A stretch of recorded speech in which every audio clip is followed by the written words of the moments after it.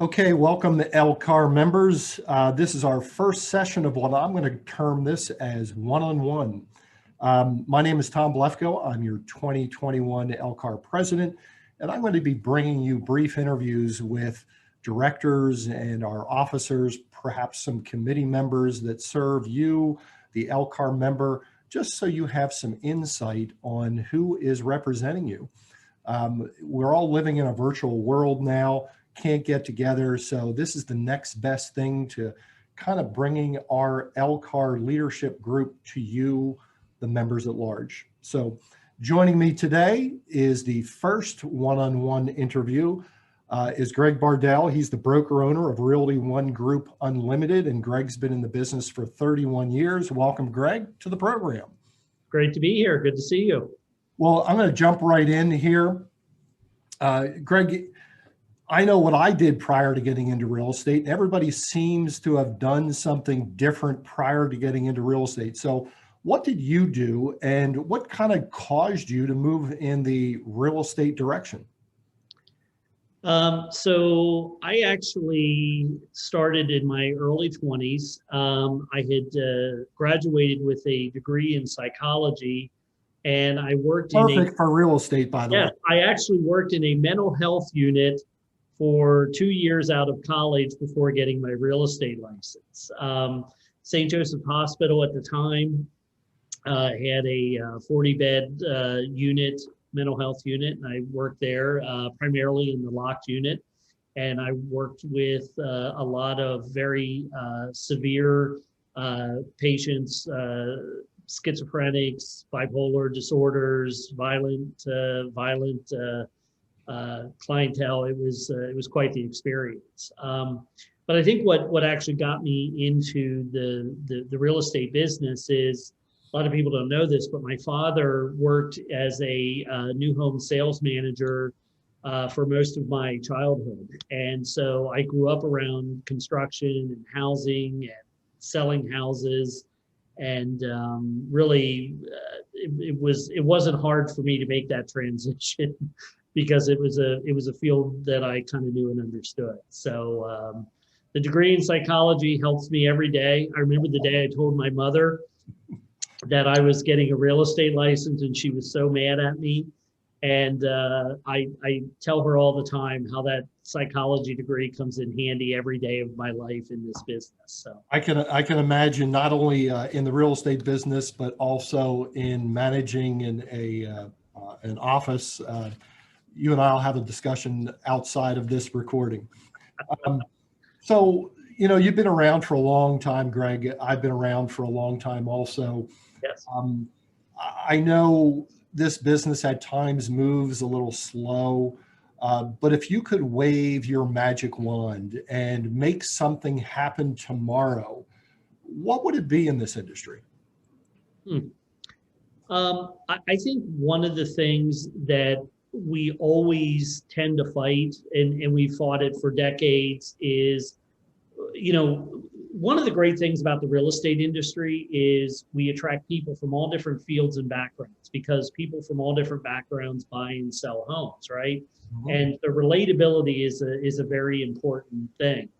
I think one of the things that I really would love to see is a greater commitment to education and training of our industry. I often use I tell our agents all the time, sometimes it's like herding cats. Real estate agents tend to be, they're sales oriented, they're focused on goals and things, but slowing down and really focusing on some of the legal and financial aspects associated with this business, that it's not getting easier, right? It's getting more complicated.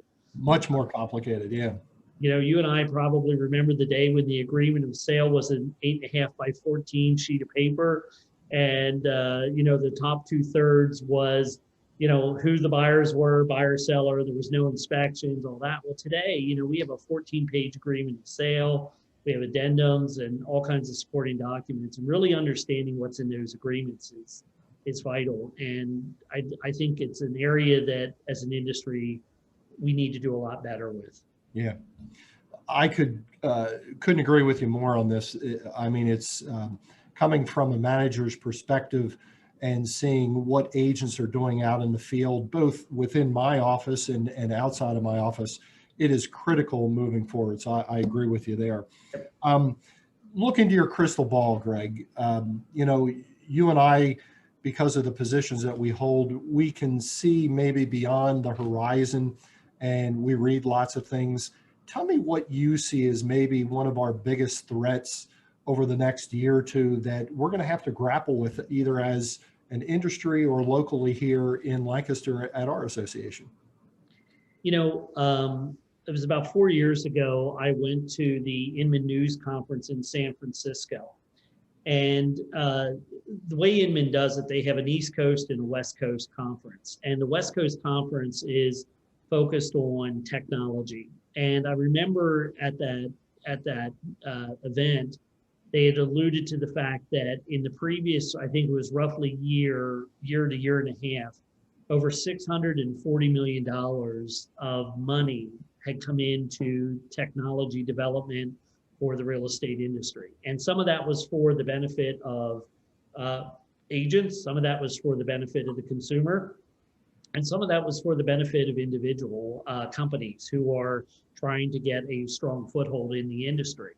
So I think when I think about that, I think we're starting to see some of that play out today.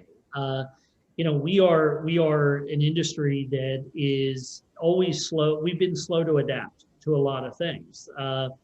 And I think one of the things that we're really going to fight is not relevancy to individual buyers and sellers, but I think relevancy as an industry to the role we play at a larger level and our competitors that are going to be coming in from the outside.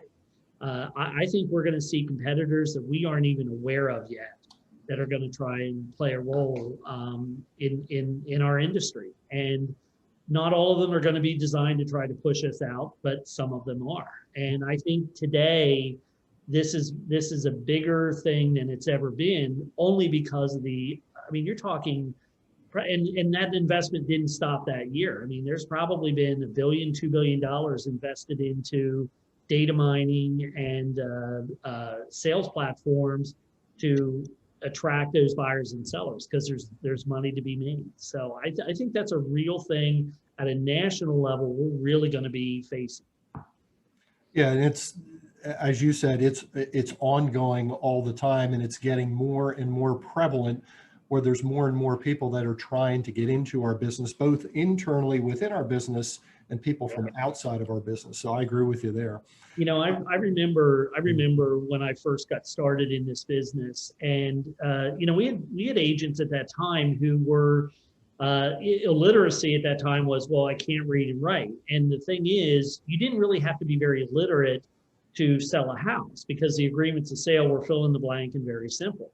Today, illiteracy, I think, is knowing and understanding real estate technology. And you either know it or you don't. And if you don't, I think your time in this business could be very limited. Yeah. So, Greg, let's focus a little bit on LCAR at this point in time. Sure. Obviously, you've been in the business a long time.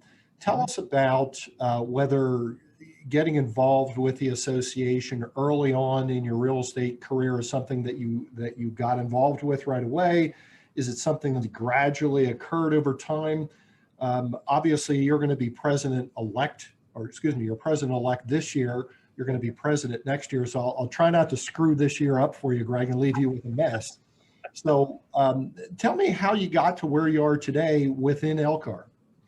Well, I remember when I first got my license. I got licensed in 1990, and excuse me, and we were in a recession that year. And so I was really, the first year or two, I was really primarily focused on just trying to get my business going and understanding what the real estate business was.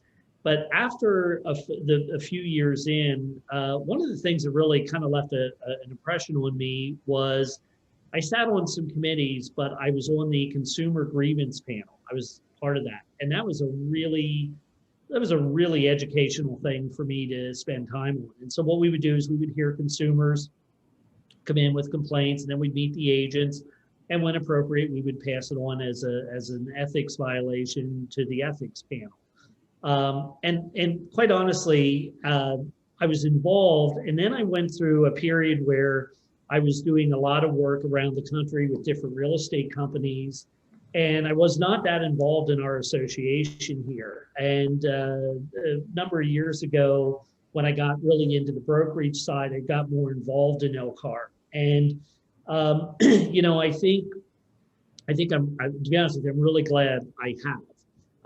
And then a few years ago, I was asked if I would serve as a director on the board of directors, and which I gratefully said yes. So it is, you know, it's something I wish we had more agents were more involved in what's happening at LCAR. It's a great organization. I can tell you, I've worked inside of companies around the state of Pennsylvania and the country, and it is one of the finest local associations I've ever dealt with. I can probably say it's the best association I've ever dealt with. And I think we have a lot of, you know, you and I, Tom, are not getting any younger, and we have a lot of people in this business now that are in their 20s and 30s, and we just don't see them very involved. And I would like to see more involvement. We need fresh ideas. We need moving, you know, for the things that we as an organization do and stand for. So it's a great organization. We should be thankful that we have it. And I'd like to see more agents get more actively involved in what LCAR is doing. Yeah, absolutely. I'm going to end this, Greg, with what I refer to as quick hitters. I'm going to give you a series of things that kind of peer into your personality, and hopefully you're going to answer these honestly. So okay. If you will go on vacation, Greg, is it beach or mountains? Mountains. Absolutely mountains. I have a home in the Smoky Mountains in Tennessee. Love it there. You're going out to dinner tonight. Are you going to order steak, seafood, or pasta? Seafood. You got to think about that one. Seafood with pasta is actually. You hop in your car, you're driving to work, you want to listen to some music. Is it rock? Is it jazz? Is it classical or something else? Oh, believe it or not, I really like, I like all kinds of music, but I'm pretty much a rock guy. Okay. So yeah. Greg, you cut your finger on the way to the office today and you start bleeding. And are you going to be bleeding Eagles green, Ravens purple, or Steelers black and gold? There you go. Steelers black and gold. It's the wrong answer, Greg. The wrong answer. The truth is I'm a Buffalo Bills fan, and I was so excited this year that they actually went somewhere, but locally, definitely the Steelers. Okay. So you turn on your TV tonight. Yes. You have anything that you'd like to watch? Is it a sporting event? Is it a newscast? Is it a sitcom? Or is it a movie?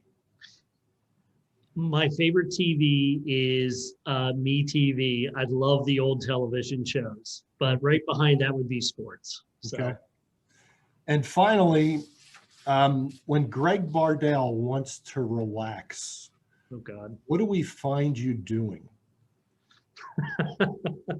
I love being out in the woods, hiking, fishing, or just laying on the couch doing absolutely nothing, if you can believe it. So it's one or the other. Love being outside.